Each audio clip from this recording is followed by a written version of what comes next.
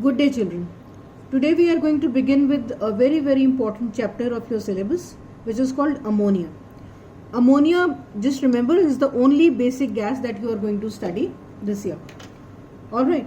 Now, the ammonia was first of all prepared with slaked lime and sal ammoniac. Sal ammoniac is a common name used for ammonium chloride.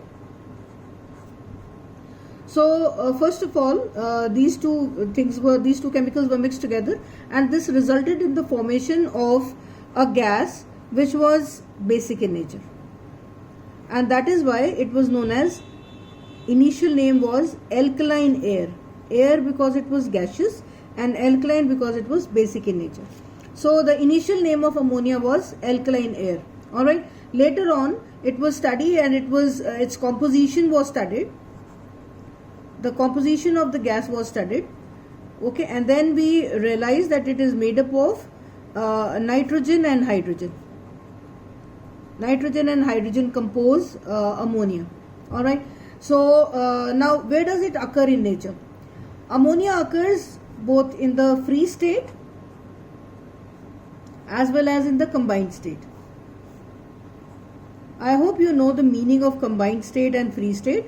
Free state is when ammonia is existing as it is, and combined state is when it is combining with other elements and it is existing as other salts like ammonium chloride or ammonium sulfate. These are the combined states of ammonia, and ammonia itself is a free state. So in the free state, a small amount of ammonia occurs in the atmosphere, and it is also and because it is again very highly soluble in water, so it occurs in natural water also. It occurs in the natural water because whatever ammonia is present in the atmosphere, it gets dissolved in water, and that is how it is formed. Natural water means in the lakes, in the ponds, in all the water bodies, naturally occurring water bodies. Okay, then nitrogen also occurs when nitrogenous matter. What do you mean by nitrogenous matter? Nitrogenous matter basically refers to all the living organisms who have died. Okay, so in the absence of air, this nitrogenous matter is prepared by putrefying bacteria. In class 9, you must have studied about nitrogen cycle. There you must have come across putrefying bacteria. So putrefying bacteria act upon the organic matter. They act upon organic matter, and beside other things, they produce ammonia also. All right, and then there are ammonifying bacteria also. Ammonifying bacteria, they also act on nitrogenous organic matter like urea or urine or other things, and they bring about their decomposition, and then they result in the production of ammonia. So this is how in the free state ammonia is occurring. In the combined state, it is occurring one as ammonium salts. Now ammonium salt may be any. It may be the chloride or the sulfate or the nitrate or whatever. So ammonium salts and ammonical liquor. If you remember, children, you must have studied about ammonical liquor in class 8 while studying the destructive distillation of coal. All right. So when the coal is heated in the absence of air, then the byproducts which are formed, this one is the liquid byproduct. So this liquid byproduct is formed. So whenever artificially the destructive distillation is being done, then ammonical liquor is always formed. So these are the two important sources of ammonia. All right. Now we shall study about how is ammonia prepared in the laboratory. In the laboratory, any ammonium salt can be treated with any alkali. This will give a salt and water and ammonia. All right. So you can take any ammonium salt. It may be ammonium chloride, it may be ammonium sulfate. This can be reacted with any alkali. It could be calcium chloride or calcium hydroxide, or it can be sodium hydroxide, or it can be potassium hydroxide, or ammonium sulfate can react with calcium hydroxide also. This will give you calcium chloride and water and ammonia. Similarly here, sodium sulfate and water and ammonia.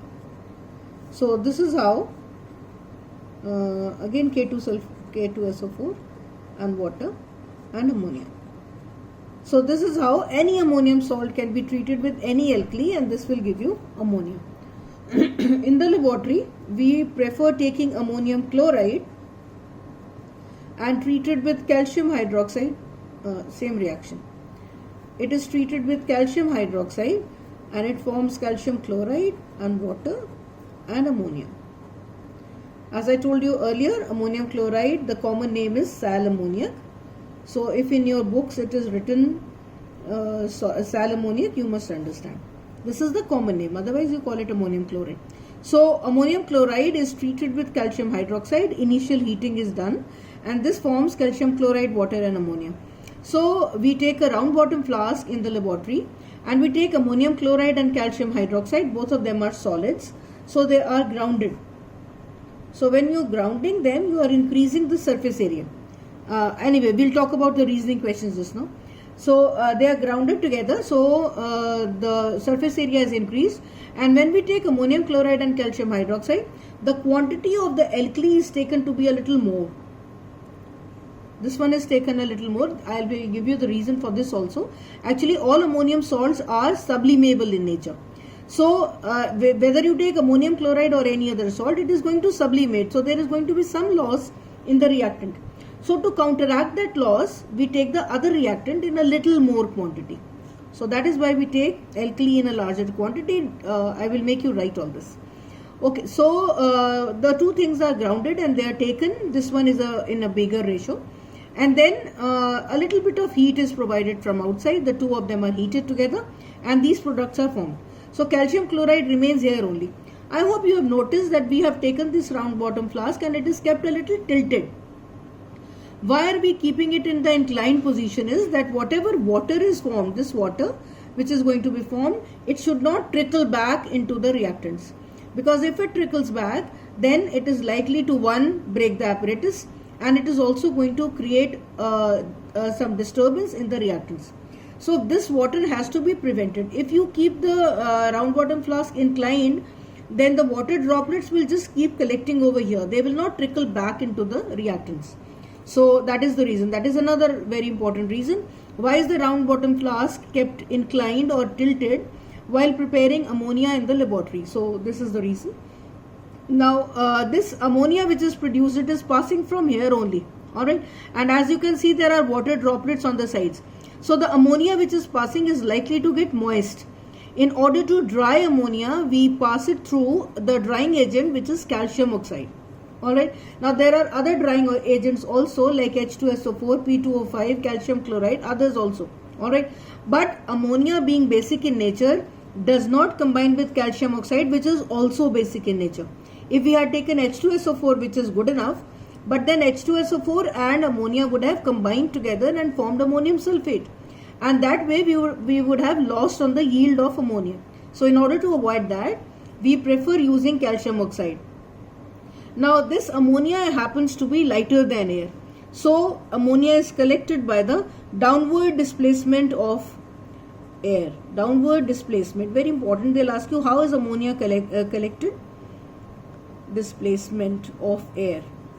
How is ammonia collected, or what properties of ammonia are indicated by its method of collection? So you say it is collected by the downward displacement.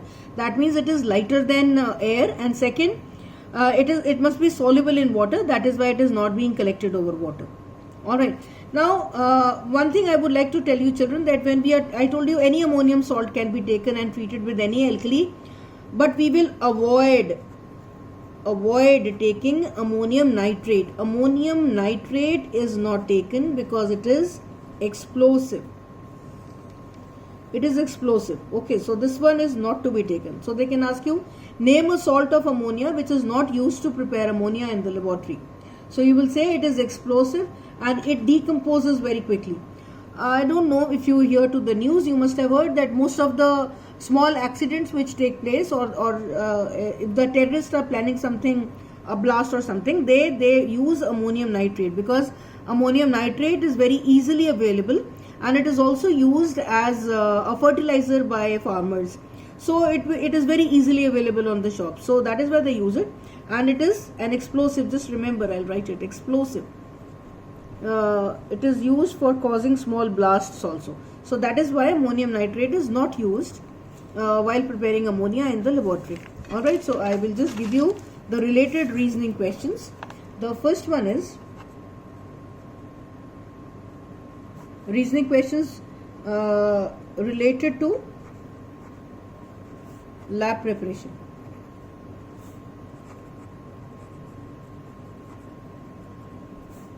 Of ammonia.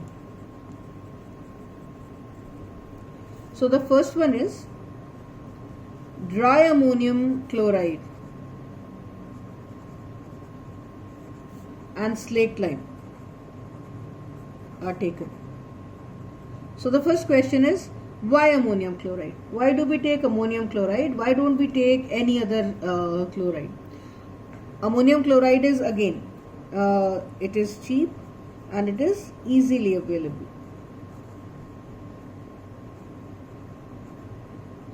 Alright, and then why do we take slaked lime? Again, same reason, because it is again cheap, and most important is that most of the alkalis are deliquescent. So this one is non-deliquescent. I hope you know the meaning of deliquescent, which absorbs water and changes the state. So it is non-deliquescent, unlike other alkalis.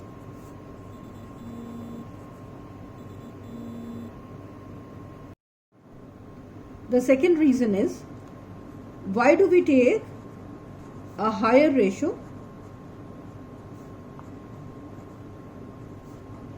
of slaked lime? Well, as I already told you, that all ammonium salts are sublimable. They are sublimable. So there is going to be definitely some loss due to sublimation. Alright. So the slaked lime will compensate. It will counteract that loss. That is why we prefer taking a higher ratio of slaked lime or whichever alkali we are using. Okay. Then ammonium nitrate is not used. Ammonium nitrate is not used. As I told you, it is explosive and decomposes very quickly. So we avoid taking this. Okay. Then a round bottom flask is kept inclined or tilted. So that is because to avoid water from trickling back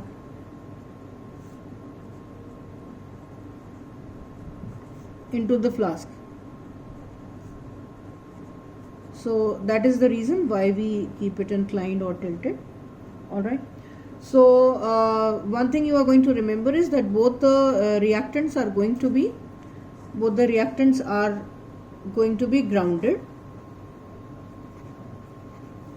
to increase the surface area. This also they ask you, why are they grounded? Grounded means powdered, to increase the surface area. More the surface area of reactants, better the chances of reaction. Okay.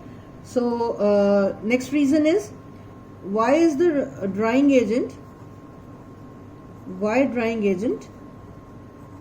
chosen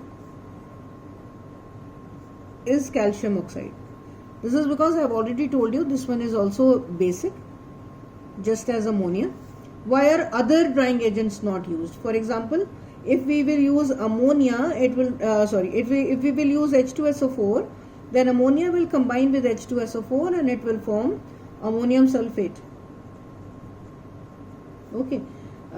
If we take P2O5, ammonia will combine with P2O5 as well as moisture, water, it will give you ammonium phosphate. And if ammonia is dried with calcium chloride, then it will form an addition product.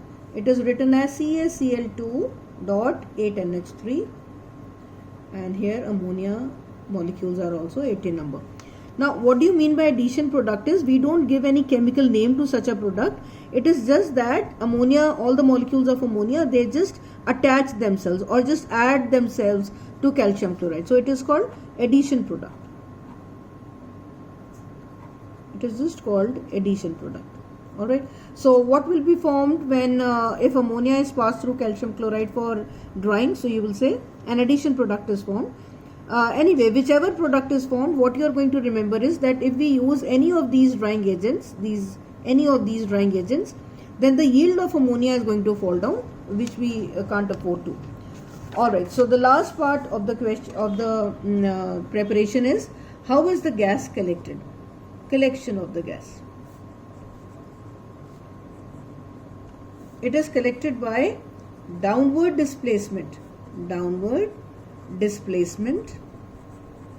of air. This is because it is very lighter than air, and also it is very highly soluble in water. Normally, as I told you last time, that all gases are collected over water. It's only when the gas is soluble in water we avoid its collection on water. Alright. Now I'll tell you, 1 volume of water will dissolve 702 volumes of ammonia at room temperature. Now children, whenever I say room temperature, you will not think the room temperature of India. It is, the room temperature is generally 20 to 25 degrees Celsius. This is considered to be the room temperature. Alright. So at this temperature, 702 volumes of ammonia will dissolve in 1 volume of water. This was regarding the preparation of ammonia in the laboratory. There is one more method by which ammonia can be prepared by in the lab. That is when any, this is second method. When any metallic nitride is treated with water, it gives you the metallic hydroxide and ammonia. For example, magnesium nitride, when treated with water, it will form magnesium hydroxide and ammonia. You could have written the reaction with aluminium nitride or any other nitride. I will not go into the details of the formation of ammonia by this method, because according to the latest reduction in the syllabus, this method is no longer used. This method is not to be done by you. By the way, I also want to tell you that these reactants which we use, the nitrides which we use, they are very expensive. Alright, so as it is, this method has become obsolete. It is no longer in use. Obsolete means it is no longer in use. So we avoid as it is, but it was earlier in your syllabus, so it must be given in your books, but you will not do it because according to the reduction in the syllabus, this is not to be included. Alright children, have a good day. God bless you.